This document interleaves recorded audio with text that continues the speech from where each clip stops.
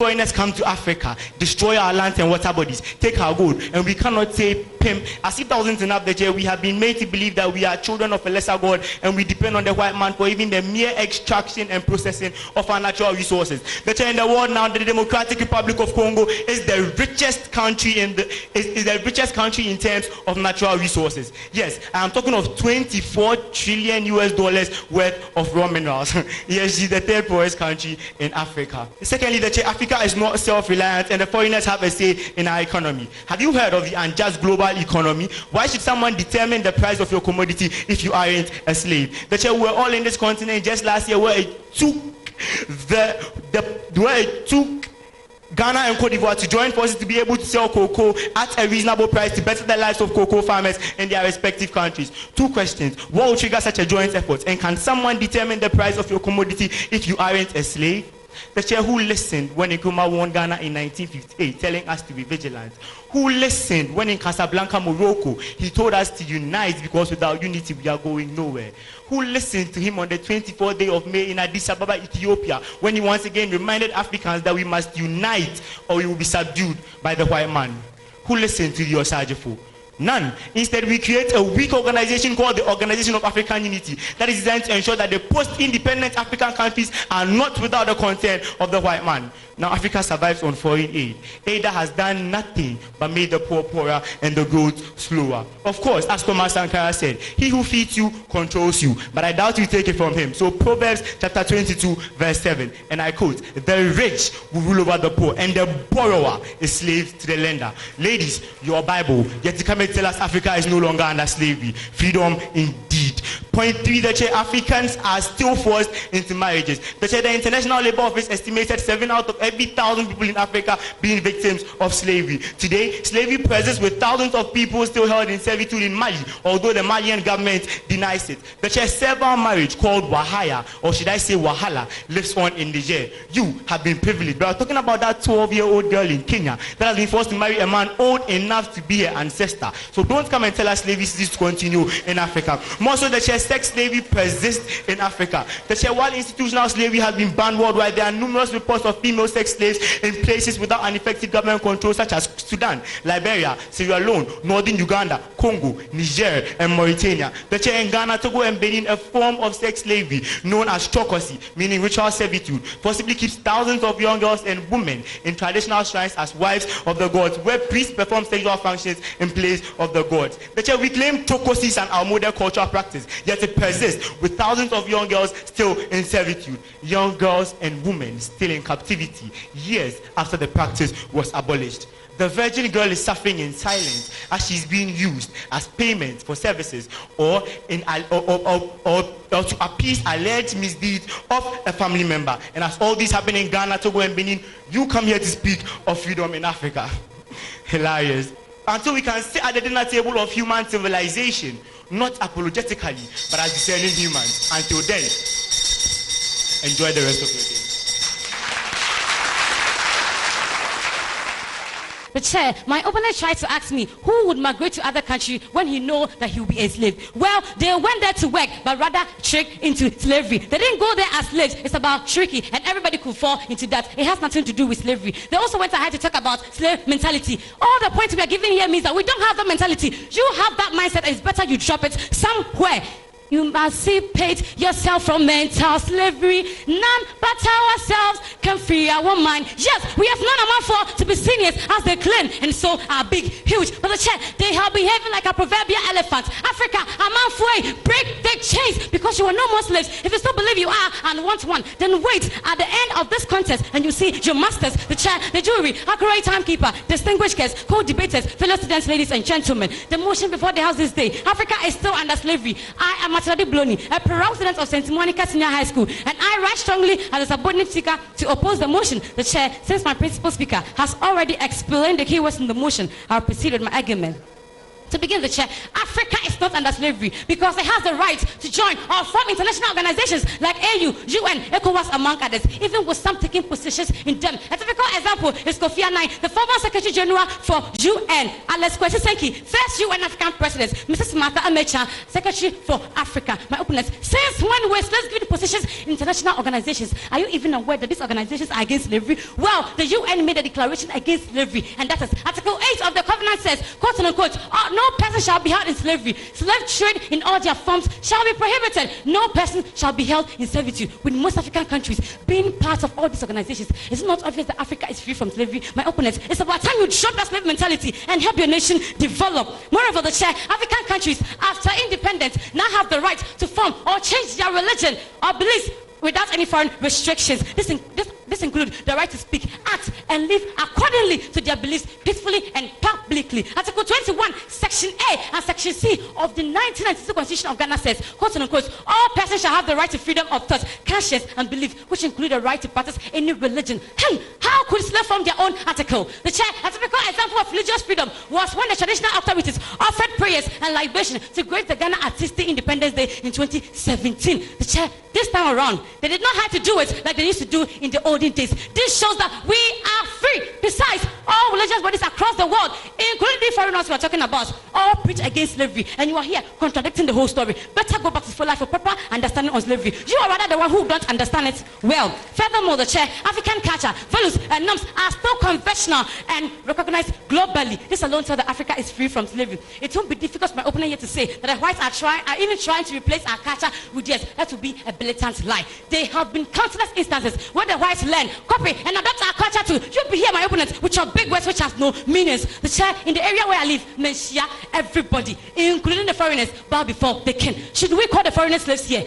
Yes, Nancy Pelosi, the Speaker of House of Representatives, and other lawmakers in U.S. were seen in Ghana-made kente design. Are they slaves here, my opponents? Yes, Africans travel abroad to admire their beautiful sites there. But don't forget that the whites also come down here to admire our tourist site too. It is called equality, my dear, not slavery. In addition, the chair, the bold stance taken by African leaders during the peak of the coronavirus pandemic give credence to how independent African countries have become.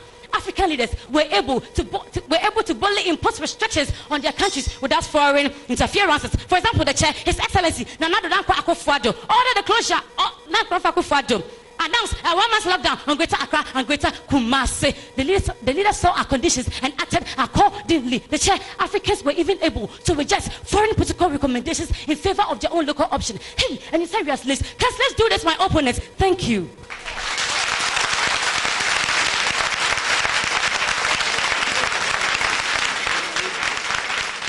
The standing chairperson, bold and impartial judges, all protocol is really observed. My second coming here is not to circumlocate, no, but to give a decent summary of all that have been put together by my subordinate speaker and me, and they are as follows. We debated that Africa is still under slavery because 1, the continent is mentally enslaved. 2, the continent drowns in excessive debt slavery. 3, France, for instance, indirectly governs French West Africa. 4, the unlawful recruitment and use of child soldiers enslave the continent. 5, the irregular migration of African youth is eternized by African agencies. 6, the continent is suffocating under forced labor. 7, crucial and determining systems of government are being manipulated by foreign hands. 8, poverty in Africa enslave Africans. 9, Africa's resources are being exploited by foreigners. 11, Africans are still forced into marriages. 12, sex slavery persists in Africa. And lastly, that's 13, child slave trade and human trafficking continues in Africa. The chair, the House, with organization and clarity of competent point by my subordinate speaker and me, permit me now to refute the fallacies spread by the absent team. My opponent said that. My opponents talked about neo-colonization. Please, we never mentioned the word neo-colonization in our argument. Please speak the truth and come again next time. My opponents also said that corruption, poor leadership are all from corruption. Africa is not under slavery, but rather it is corruption, poor leadership, and all those negative attitudes that are causing the African continent not to be developed. But my dear, corruption, poor leadership, all of them are false. Are forms of slavery, because slavery can be from your own self or from other external forces, and so all these are forms of slavery. And so please do your research as well and come again next time. My opponents also said that we have influence on our own educational system. But my sister, do you know that we study foreign history more than Ghanaian history?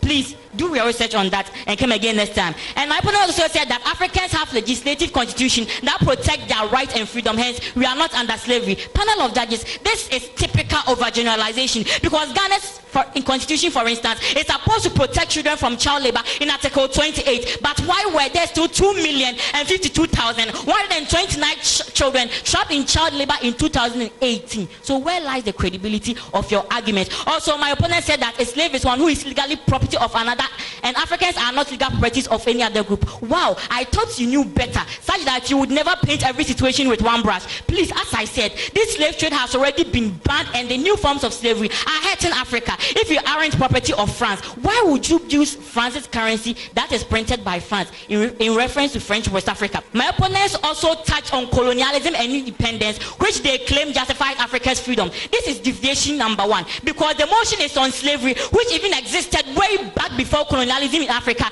and is still modernized in our current dispensation. Independence was attained in the colonial era, which is mutually exclusive when it comes to slavery and its liberation. If you doubt me, I recommend the dependable series of government textbook for you. And also, my opponent also said that we are free to buy and sell whatever that we want. Please, my sister, if you claim not to be influenced by external forces and you can sell whatever you want and you like, why would someone sit in an air-conditioned office in Europe to determine the price of cocoa for you? You might just want to come again next time. The chair, the house. I leave the rest of the deductions for them to do. Thank you.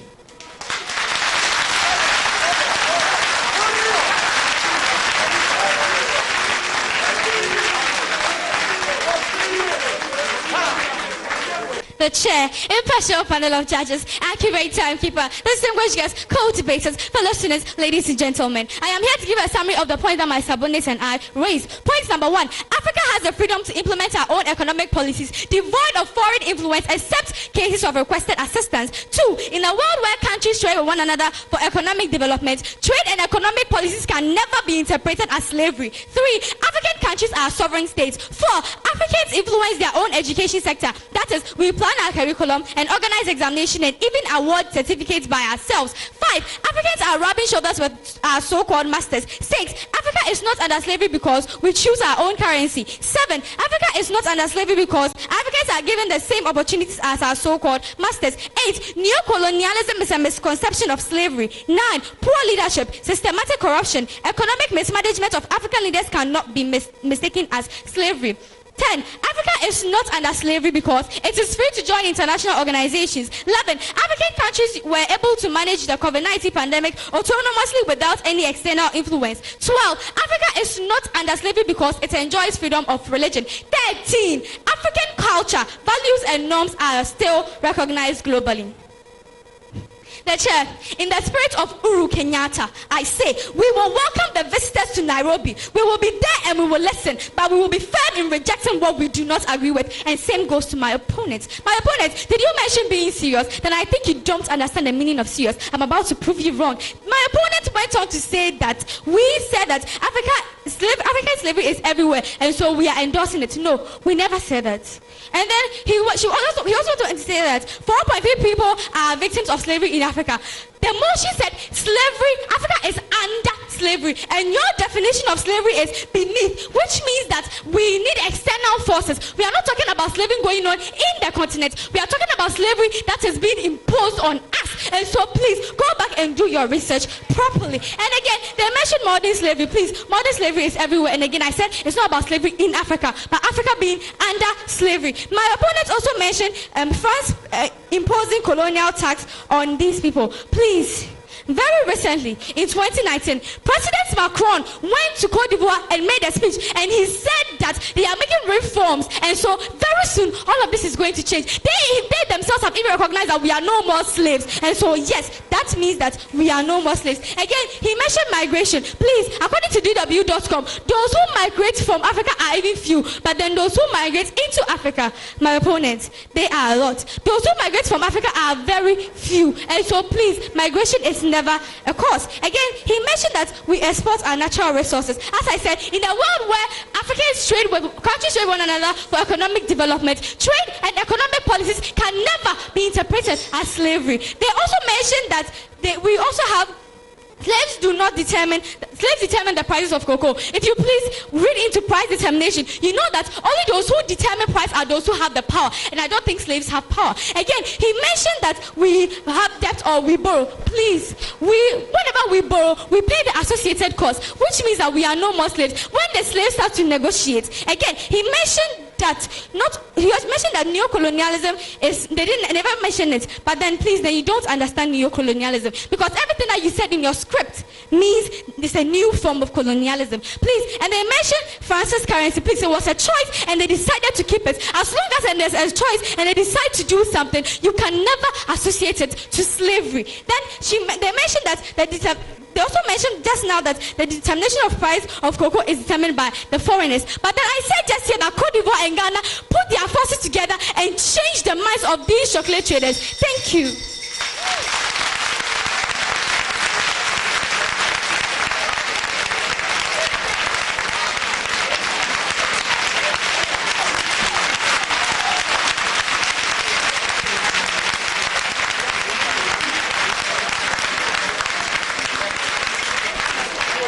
Well, I'm wondering what's going on in the minds of